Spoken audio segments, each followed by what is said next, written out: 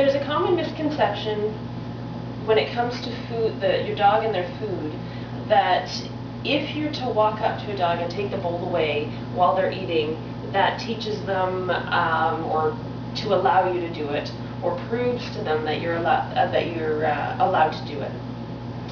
When in fact that couldn't be farther from the truth. The reality is, if you go up and take your dog's food without any exchange or any information as to why, you in fact could have the opposite effect. You could start to teach your dog that you approaching their food is actually not a good thing because you're going to steal it, you're going to take it away. And some of you may already have started to observe, if you're doing that particular exercise, that when you do that, your dog starts to eat faster as you approach. They start to scarf and wolf and inhale mouthfuls of food as you approach, which is exactly the opposite effect to what we want it to have. So I'm going to show you today a couple of simple little things you can start to do to reverse that. The ideal goal here is that we have a dog who's relaxed and comfortable, A, when he or she is eating, and B, in particular, when they are being approached by humans as they eat. So I'm going to show you a little bit with Cricket.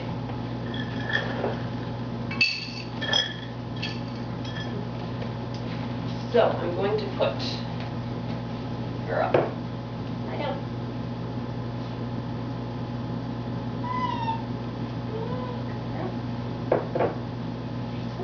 Okay. So I'm going to show you with Cricket. I'm going to let her eat for a moment. And I have a higher value food treat than what she's eating. So she's eating her regular dry dog food, and I'm using, in this case, rollover. But in some cases, I would recommend using canned salmon, which I have done. How's it going there? Canned salmon, which I have done with her before, or canned tuna, or cooked chicken, or that kind of thing. So whatever you're offering in this case as a reward has to be much higher in value to what they're eating out of their bowl. So all I'm going to do is I'm going to walk up to Cricket. As soon as she looks up at me, I'm going to, in this case I'm clicking, and I'm going to click, drop a piece of food in her bowl, and walk away and let her go back to eating. I've done this a couple times with Cricket already, so she generally looks up pretty quickly.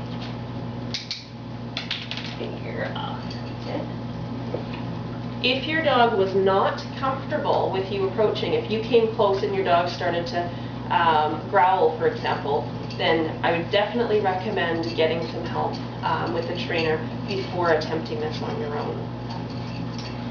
If your dog, though, doesn't look up at all as you approach, what I would do is stop a little bit farther back. So create a little bit of distance between you and the dog. So, and always walk away, remove yourself from the food dish. Sometimes standing there can add stress to a dog who's already a little bit stressed about somebody approaching their bowl or being uncomfortable being around their bowl. So walk away, give them some distance before you go back again.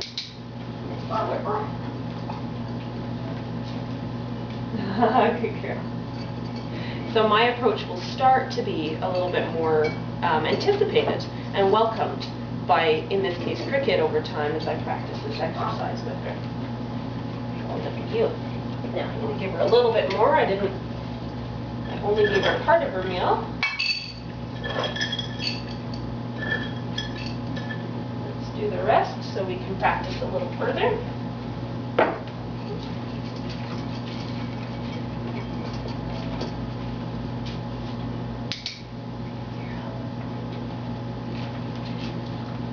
And we're going to build on this in subsequent exercises and subsequent videos. So this is just a starting point.